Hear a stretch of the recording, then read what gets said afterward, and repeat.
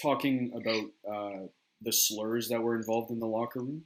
You know, as an athlete myself, I've seen just how homophobic and how toxic like a locker room can really be.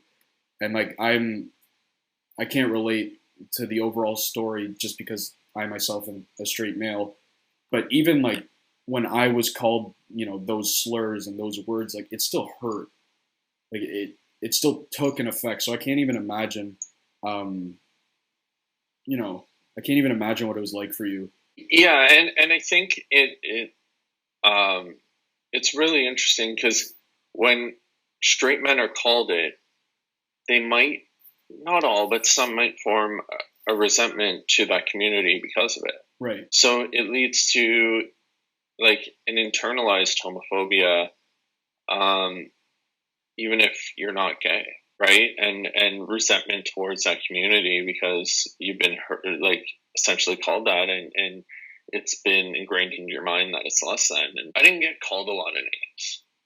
I was lucky in that sense, but I heard it so much. Even jokingly, we'd call each other. And don't get me wrong, I used it as much as the next person. Yeah. I completely conformed to the culture and I used those words, and I thought I had to. So for me, looking at it, those words were the hardest part because I was like, the thing that everyone laughs at, the thing that everyone calls each other to put each other down, I am. And it made me resent myself. It made me resent my community. It made me resent any thoughts I had that were gay. Anytime I questioned it, I hated myself. I loathed myself. I would rather be dead at that point than be gay. That was the toughest part. And it's something I focus on a lot, whether I'm talking at corporate settings, schools, whatever, is the language. It's the easiest shift we can make. Oh yeah. You can shift your language. I when I retired from playing, I started working with athletes. I was working with hockey players, and I was working with about 100 daily. And I came to find out that they all knew I was gay. I didn't know that they knew I wasn't out publicly yet. At that point, I was out with my friends and family, but nobody in the hockey world. After I found out that they knew, I started to really observe their language. And I started to notice anytime they'd say something homophobic, they'd freeze up and apologize to me. Yeah. And I would smile and nod and just shrug my shoulders or whatever. And I thought, cool, maybe I'm creating this little shift. And then I thought, or maybe they apologize to me, but they call kids fags in the dressing room or on the ice or at school or whatever. And then one day I wasn't there. I wasn't working with them. I had a sprint coach work with these athletes that day.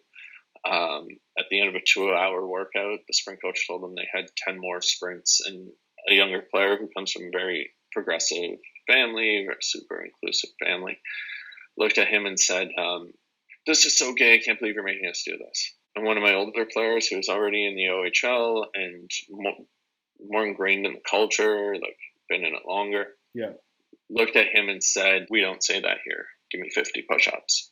Oh, wow.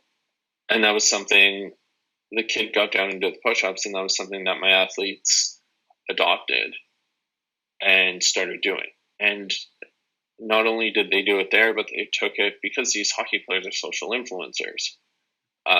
They took it to their teams, to their schools, to their peers, and their friends started doing it.